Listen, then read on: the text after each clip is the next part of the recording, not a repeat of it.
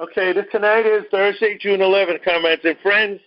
People's School for Marxist-Leninist Studies. We're going to be discussing something very important to the party and all Bolshevik parties that are worthy of the name of being Leninist. And that is the issue of factionalism, rumors, gossip within the party, and factionalism specifically, okay, and how the other two lead to factionalism. So I'm going to divide the class between the national chair from California and I. So would you like to start the presentation? Yes, I'm taking this information from the Marxist Glossary by L. Harry Gould, which is available on our store on the website for those of you that don't have it. There's a definition here of what a faction is, and from that follows what factionalism is. So a faction is a grouping of individuals within the Communist Party around one or more specific lines of difference with the policy of the party. The existence of factions is incompatible with party unity, leads to the creation of a number of centers, and the existence of a number of centers connotes the absence of a common center in the party. Now, as you all know, we have one center in our party, which is in New York. That's our national headquarters. And so we are following the line of that center. We don't have individual centers in clubs where we have a different line from our national center. So we don't have factions in our party. Continue, it says, a breach in the unity of will, the weakening and disintegration of the proletarian dictatorship. This does not mean, of course, that the possibility of a conflict of opinion is thus excluded. On the contrary, iron discipline does not preclude but presupposes criticism and conflicts of opinion within the party. Least of all does it mean that this discipline must be blind discipline. On the contrary, iron discipline does not preclude but presupposes conscious and voluntary submission. For only conscious discipline can be truly iron discipline. But after a discussion has been closed, and this is a key point, after a discussion has been closed, after criticism has run its course, and a decision has been made, unity of will and unity of action of all party members become indispensable conditions within which party unity and iron discipline in the party are inconceivable. And that's from Comrade Stalin. Now, when we say unity of will and unity of action, it's kind of like when in a trade union, the example that I was always taught was that in a trade union, when there's a vote to strike, workers vote to strike a place where they work. There's some for and there's some against. When the decision is made to strike, the minority is beholden to the majority, so that everyone strikes. Even though they oppose going on strike, they do it because they want to preserve the unity of the union. And the decision that was made by the majority is the decision that everyone is bound by. So in the ideal situation, everybody in the shop will be out walking the picket line, even though they voted not to. And it's the same way in our party.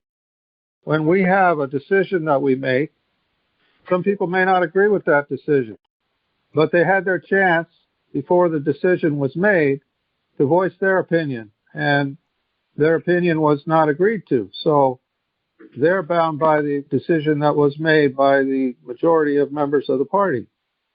And that's called unity of will. So unity of action means you carry out that decision. And so even though you disagree with it, you carry it out. And so that's what I would like Angelo to explain a little bit on.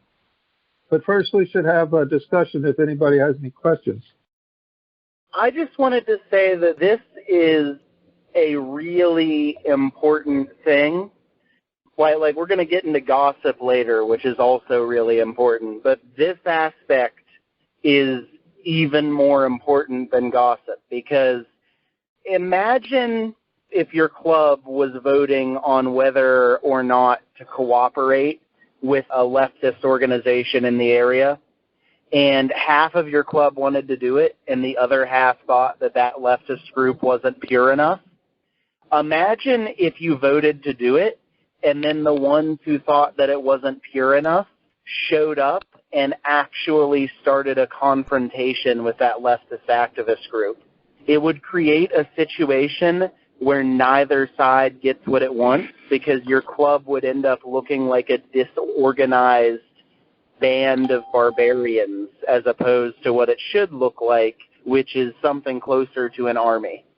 That's all. Thank you, Comrade. I think my question is that a party of our nature, why does it allow factionalism and all those sorts of tendencies in the party if we can criticize our comrades, with those kinds of tendencies in time, not to allow it to build up to begin with?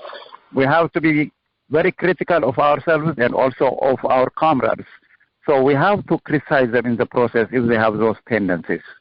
Factionalism always happens in the party. If you look at the party in the Soviet Union and other parties globally, that is a very, very pivotal problem. So I think the parties must not allow factionalism and other tendencies to grow if they apply criticism and self-criticism at all times. Okay. That is my position. I just have a question. When the party comes to a resolution, a united resolution on an issue, how is that disseminated to the rank and file? Or how should it be? That's an excellent question. Would anybody like to answer that? Usually that is disseminated by directives or decisions from the National Committee, or in our case, the Politburo, the Central Committee, or the Office of the General Secretary. A memo goes out party-wide to everyone and explains what our position is on the issue and what we're expected to do. Does that answer your question? Yes, thank you, comrades. I don't want to harp on for too long, but I just want to say, since we're a part of a communist, Marxist-Leninist party, it's imperative that we follow with democratic centralism, and after the period of self-criticism and debate within the party, that all of us unite and get behind that decision. That was very important. Also want to ask a question. What kind of factionalism and sectarianism are you all witnessing in the party right now? What do we need to look out for? When we formed our party, we were a pre-party formation. We came out of something called Ideological Fightback. That was the name of our formation. Most of us were leaders in the old CPUSA, and we were dropped. So we were not beholden to their discipline any longer. And so we were not a faction. We were a new party. And so that's the difference. In our party, we don't have that kind of a situation. We don't have people that are trying to split away from us. Okay, thank you, comrade. Let me just clarify something for everyone. Our clubs were liquidated, is the word, liquidated by the National Office of the old party. I just want to get that through everybody's head. They just dropped us without expelling us. They dropped us. So we got no more communication from the center. Okay? We then formed a group called National Council of Communists, NCC-USA. And we put out a publication called Ideological Fightback, a magazine. And that was pre-party. We were pre-party for about 4 or 5 years, and then we became a party. I just wanted to clarify that on the issue of the question we're talking about tonight. Comrades, I just wanted to preface with saying this is one of the things that drew me to the party in the first place. The idea of democratic centralism has a lot of power to it inherently. But I guess my question is, how can we fight it against this tendency in its infancy? I'm glad you brought it up. Factionalism doesn't start as factionalism. There were prerequisites. In the time of Lenin, in the time of Stalin, in the time of the 30s, 40s, 50s, 60s, 70s, 80s, which is most of my life in the party, we did not have an internet, which helped us. Here's how it worked, comrades, so you should know this. In your club, one club was not allowed to communicate with another club. I want you all to know this. And what was the reasoning? The reasoning is that if there were FBI agents in one club and it formed a cancer, it would not spread to other clubs. So one club was not allowed to know who was in other clubs in the party.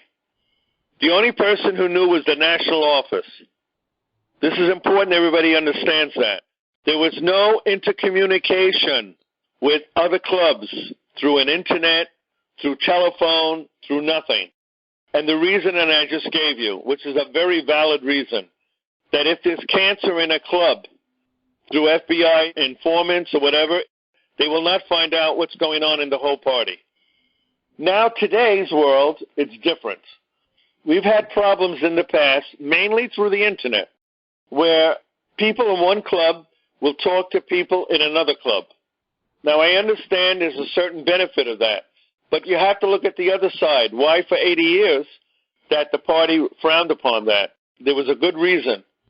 Don't kid yourself that the bourgeoisie and the state apparatus is not trying to find out as much information about who's in our party.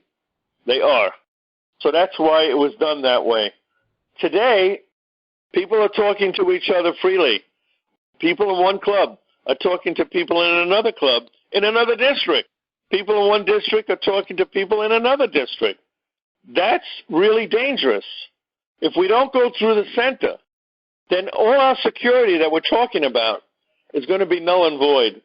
So I don't know if I answered your question, comrade. I don't think that you did. Okay, well, repeat your question. My question was how to fight back against the tendency of factionalism in its infancy so that it doesn't develop. Okay, well, the way to do it is to be a Leninist party. That's one thing. And to be disciplined is the second thing. And if you have an urge to say something, try to curb that urge. If you have any kind of problems, you contact the national office. I'm always open to everybody on this phone call. I have never turned anybody away, never. So if you have any questions or problems, you call the national office. But you should first go to your district organizer. But if you can't go to your district organizer for whatever reason, then you call the national office. I think I answered you now, didn't I? Yes, I understand perfectly. Thank you. Okay. Just wanted to make a quick comment. Like, if something happens in the party process that you don't really agree with, it's not really a great idea to leave the party or to try to make a faction, because you can fight for what you disagree with later down the line through the party process, and it's just kind of correct. timeless. That is correct. That's what William Forster did. He disagreed with the party when Browder was the general secretary. He disagreed with dissolving the party.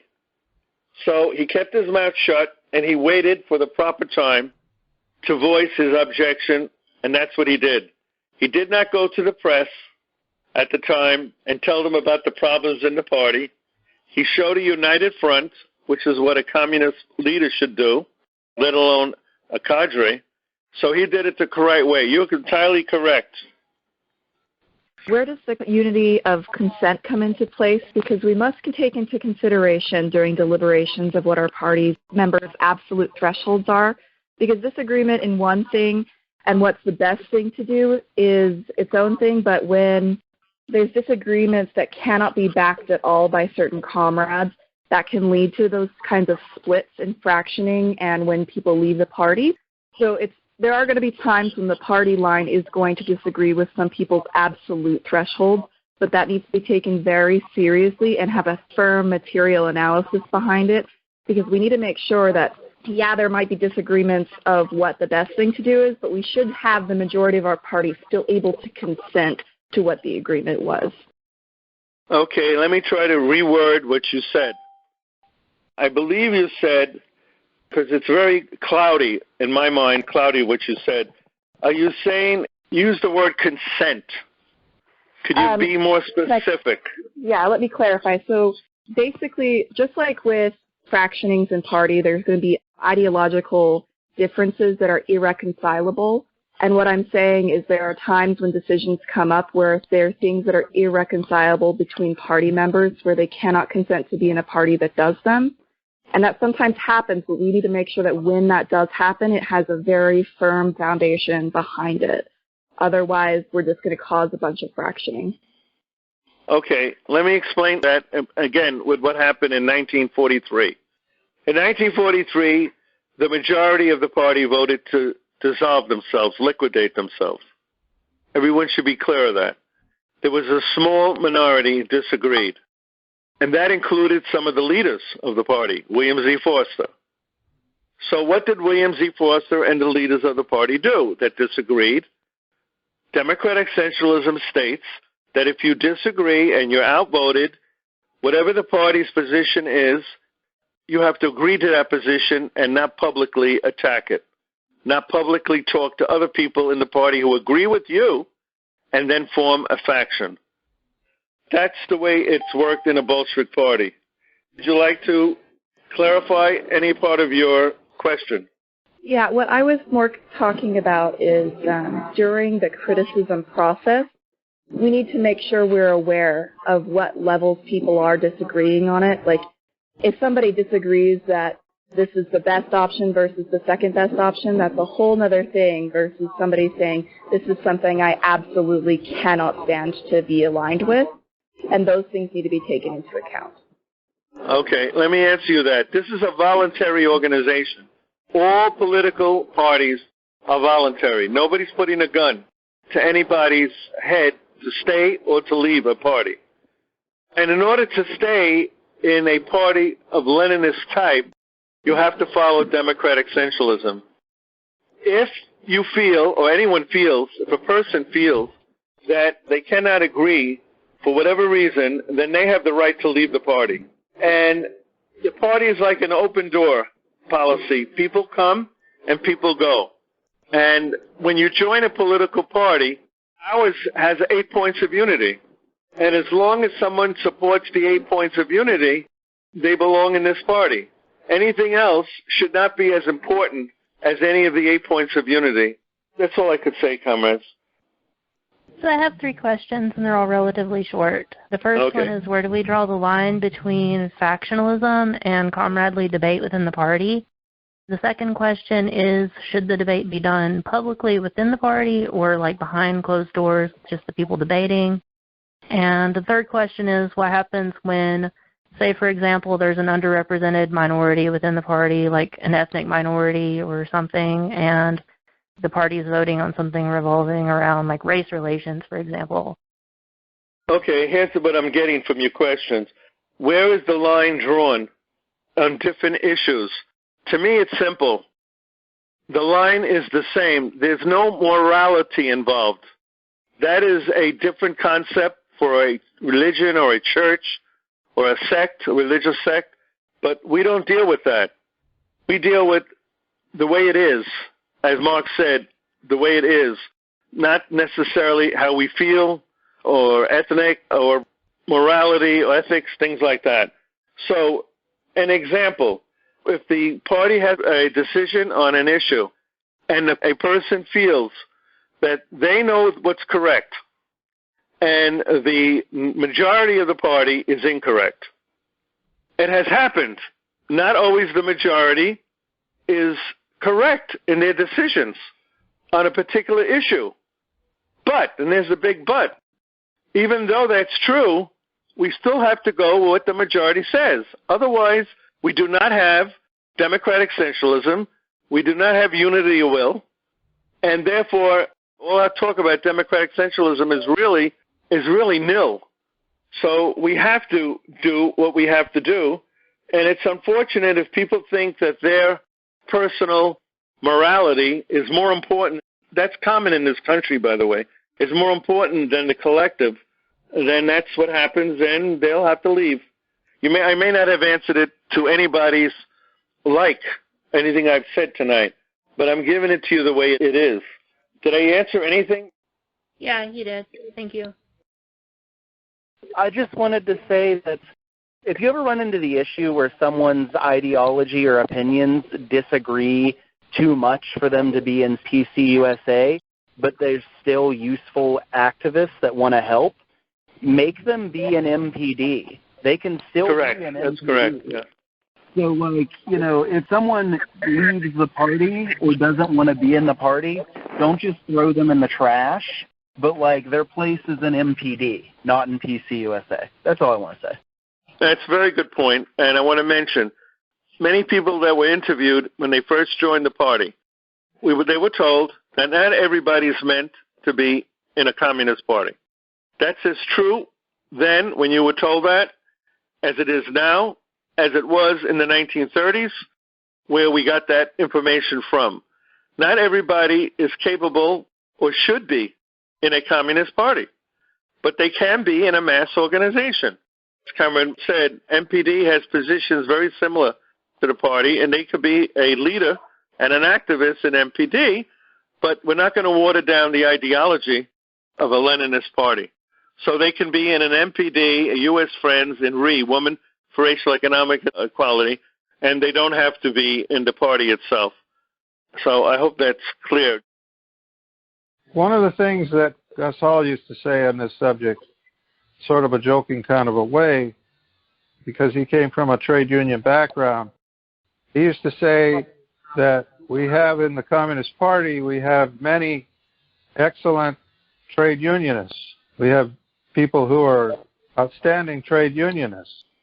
He says, but we don't have very many good communists because they come into the party and they do trade union work. They don't carry out the program of the party. And so that's kind of the same thing. If you have people who join the party and they don't do communist work, what Gus would call the plus, which is to, some places we used to say, up the ante. It's pushing the working class line up another level. If you're not doing that, then really you're not an effective communist in the party. So that's what he was getting at. That's another way of saying the same thing for trade unionists. But anyway, I have here the Constitution from the Communist Party USA from 1979. And in it, there's a section under Principles of Organization that reads this way. Decisions of leading committees on major questions shall be reported to all other party bodies. Any member, club, or committee disagreeing with a policy has the right to appeal a decision to the next higher body and request that the question be reopened and to express their views through the channels established for that purpose during pre-convention discussion periods. But no member or leader has the right to violate such decisions or to continue with others to conduct an organized struggle for their point of view. Factions are impermissible in the Communist Party, and that's pretty much our view. As long as you do the discussion before, you argue the point before the decision, before the convention has ruled on something, there's going to be all kinds of motions that come through the convention, and then that becomes our policy for the next period for 4 or 5 years. Until that happens, you're free to discuss the issues of the day and what we should do, because there's no decision from the party on it. So after that, when the decisions have been made and all the discussion has taken place and everybody has had their say, sooner or later, with democratic centralism, a decision has to be made on something. And so when the decision is finally made, you follow that decision, even though you disagreed with it and took an opposite view. But you have no right to argue for your position after it's already been decided that we're not going to do that. And that happens sometimes. All right, I want to add to that something for everyone. What I found the most democratic time in a communist party in my lifetime was when we had what we call a pre-Congress discussion period. And that is individuals or groups of individuals would get together and they would write up a paper, maybe a page or two, on what they believe the party should take a position on an issue, and then give the reasons why. And then that is read and discussed at the Congress, and it's either rejected or accepted at the Congress. So it allows people in the clubs, and I did this when I was in the old party. I was pushing for ethnic groups within the party. Then we needed Italian-American groups in the party that were anti-fascist and that were anti-racist and pro-socialist. And we need to do that in the Polish community, in the Jewish community, etc. So I presented a paper on that. And another paper was on the DPRK, how we have to defend the DPRK. And I did that with 2 or 3 other comrades. And that's a chance for everybody in the party who's a member in good standing to do that. And you send it, and it's going to be published into sort of like a booklet. And then it will be presented to everybody. So if anybody has any problems, that's the time to bring it up. Any questions on what we just said? I think with the introduction of the internet technology, there is no secret whatsoever that cannot be discovered by the imperialist system, and especially is the spy organs like FBI, CIA, and stuff. And what I discovered is that the Google company releases all the information to the State Department, and there is no way out if we were going to run into some kind of conflict in terms of arrest or detention, because all the information is readily available for the bourgeoisie to suppress our organization or to take individual action against prominent members of our movement.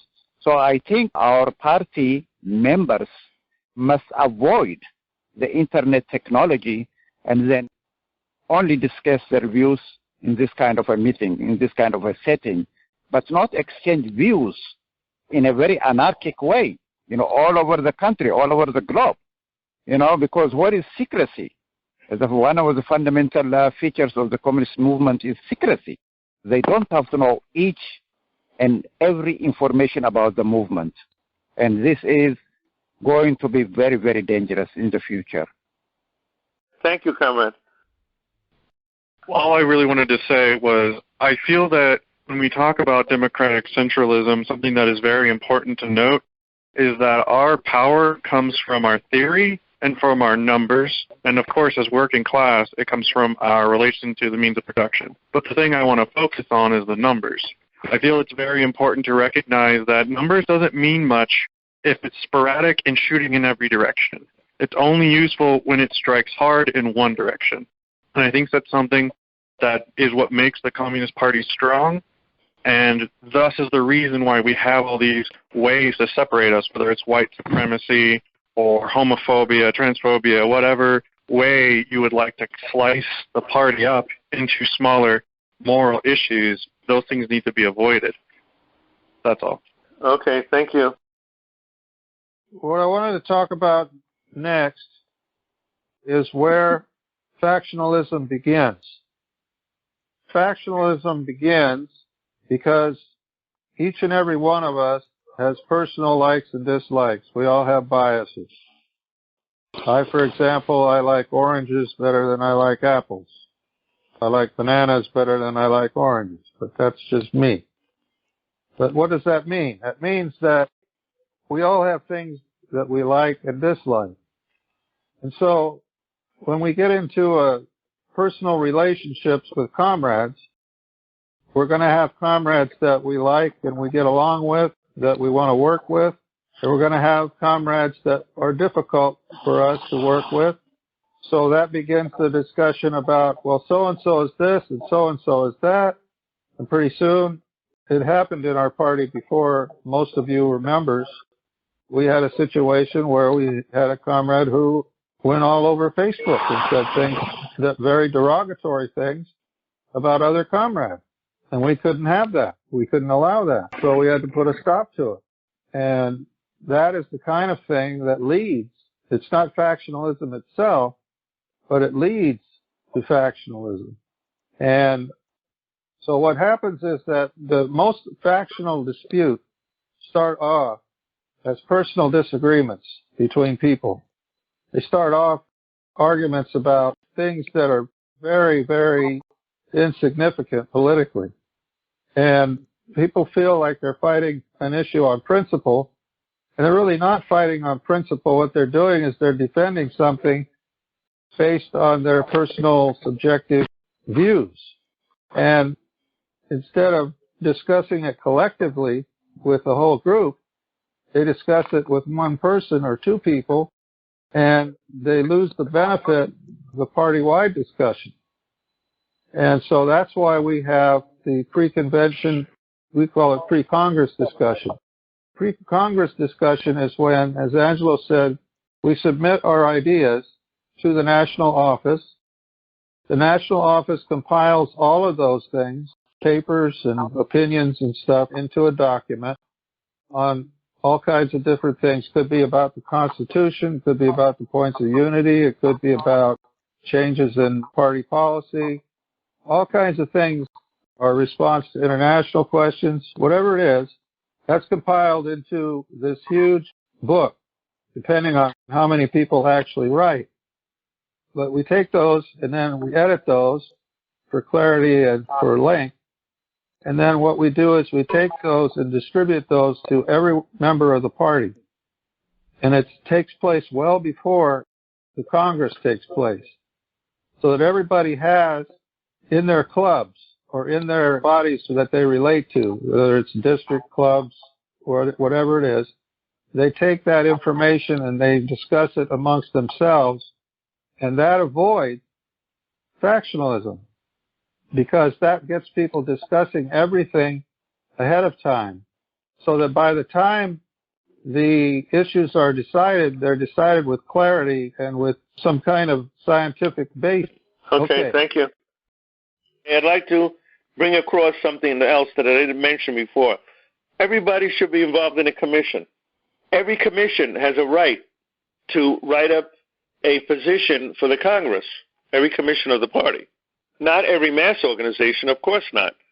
RE is separate, Lux separate, U.S. Friends is separate, but all the commissions and the departments and the people that are involved with them, people can write up what they think that the party should be doing. I'll give you a perfect example. On the question of Israel, the party's position has always been a two-state solution. And all the communist parties in the world have a two-state solution. Another position that is held by Trotskyites and Maoists, but a person in the party who thinks it's a correct position, is a one-state solution. The destruction of Israel and the setting up of they call it a democratic state in Palestine. So you can have that position, you present it to the Congress, it's then discussed and voted upon, and whatever the decision is, that's the party position for the next 4 or 5 years. I gave that as a concrete example. And every commission can have the same thing. If you feel that the party's position is not sufficient in a commission, if you're in that commission, you have a right to do it. If you're not in the commission, then you don't have any right to do that, if it comes from the commission. Now, I'm going to now go into the whole issue of gossip and why it's dangerous. In Lenin's time, the gossip lasted in one person talking to another, talking to another. In the day of the Internet, the gossip goes viral. It goes viral. And that's why I personally have a problem with a lot of things in the Internet, because I see, as in the national office, I see it causing problems. And we didn't have that during a time when there was no Internet medium. So what does gossip do? Well, did you know that so-and-so is sleeping with so-and-so? And it always seems to me, it's always on some kind of a moral principle or something that individuals have. So so-and-so was sleeping with so-and-so. And then somebody else in the club will say, yeah, did you hear that so-and-so was sleeping with so-and-so? Now there is a gossip around this individual, not even about political stuff, but about their moral or ethical way in the way they operate their lives. That is very dangerous. So now, in a Leninist party, we don't discuss that kind of thing. During the 70s, the big thing I went through in the 70s, I remember this, was people wanting to know who you slept with. And it divided the straight community from the LGBT community. And I remember this happening many times in peace organizations and other groups. And the answer was, what you do behind closed doors is your business. Nobody else's. The state had no right to look into that. I don't see people doing that today, talking that way. I see them talking moral judgment on how people treat each other in a relationship. It's a different world. I agree with you. We didn't have anything about women being molested the way they were. None of that was discussed, or even young people being molested. We didn't have any discussions like that. The world is different now. It's much more open. I understand that, and I see that. All I'm trying to say is that gossip, if you have any problems with anybody, you go to your chair of your club only. That's it. If you don't get any sanction, then you go to your district organizer. That is it. If you don't have any satisfaction, then you go to the chair, the national chair of the party, or the general secretary, which that's the last option. That's the last option. So it leads to factionalism because people start communicating with each other, and their aim is a campaign against a certain person for whatever reason. One last thing I think we should say, and that is there was also attacks on people's character and misrepresentations of what people did or do. Call it bearing false witness. It's saying things about people that you know to be false. And we definitely don't condone that. I was a victim of that. Some of our other comrades, Comrade Angelo was a victim of that. So it's just not a good thing. Some people will do it out of desperation. They have no argument politically, so they'll engage in character assassination. And that replaces any kind of politics and realistic argument. So that's something that we got to be on the lookout for in our party. Okay, thank you. All right, we're going to open up to round robin. In terms of a party line on something, what is the standard duration of time it can be revisited based on new things coming to light about something like it? I imagine like the changes in the views on homosexuality, especially by like the DSM in the psychology community, was a radical shift for a lot of people. How long would a party line on something like that change if it had previously been one thing? Well, things could be brought up at the Central Committee meeting, which is once every 6 or 7 months. That's the first place they can be brought up. After that, it has to be brought up at the Congress. So that could be a year or half a year, whatever it is. The same issue. But you can't bring it up every week or every month. You know what I mean? I don't know if that answered your question. No, it does. What would people in the party do if the consent of the party line came under revisionism or something like that? We did it. We had this problem before. The same way we did it before. We had this with Browder. Information came out later on with the help of the French party, Jacques Duclos, who went on to the International Communist Movement, which we don't have today. We don't have a Comintern. That helped us a lot. So we followed democratic centralism. If the party is lost, then we may have to start a new party. Really, that's the only way we can do it, comrades. That's it. So at the beginning, well, throughout the class, we talked about unity of will and unity of action within the party and with people who kind of follow the same party line as Marxist-Leninists. So my question is, what's the best way for members of the party who are involved with mass movements like MPD to implement democratic centralism with coalition work with other organizations? Okay, my answer to that is non-Leninist formations do not use democratic centralism. So if they have a vote, some of them use consensus, others use voting. When they vote, the party people in the mass organization should all vote the same way. The worst thing you can do is if you have 5 members in a mass group and it's on an issue and each one votes differently, if it's an important position, you should all vote the same way. That's what I did my whole life. And that's the way to get other organizations to follow a party line eventually. So I don't know if I answered you, but massive groups like MPD do not use democratic centralism. Yes, Cameron. What it really meant to me thinking about this was a great opportunity when we're talking with other people, when we're marketing. The democratic centralism allows for a sense of discipline. There are many people out there that have been involved in other political actions, but they don't have the same discipline. And people are seeking a unified message, something that they can hold on to that's solid. And I think this is a great strength. And what I learned from our meeting is that this is another way to go out and really try to attract other people to the party. Yeah, you're right. I feel the same way. They're looking for structure. Thank you, Cameron. What's the difference between a group of people who hold a minority view and advocate for their minority view and a faction? To me, they're the same. After the party has a position, that minority view cannot be pushed. They do that in Trotskyite formations, but not in a Leninist formation. Yes. My view, I was personally opposed to perestroika in 1985, 1986, 1987. My club in Staten Island was opposed to perestroika. The party supported perestroika. So we left the party. It was that important for us. The issue of perestroika was that important for us to leave. Because we said that perestroika was going to destroy what Stalin built. And sure enough, it did. Look at the history, what it did. It started in Eastern Europe and then spread to the Soviet Union itself. So that's when if you have to leave over an issue that it's that important, and I think perestroika was a key point in our ideology. So we left. Thank you.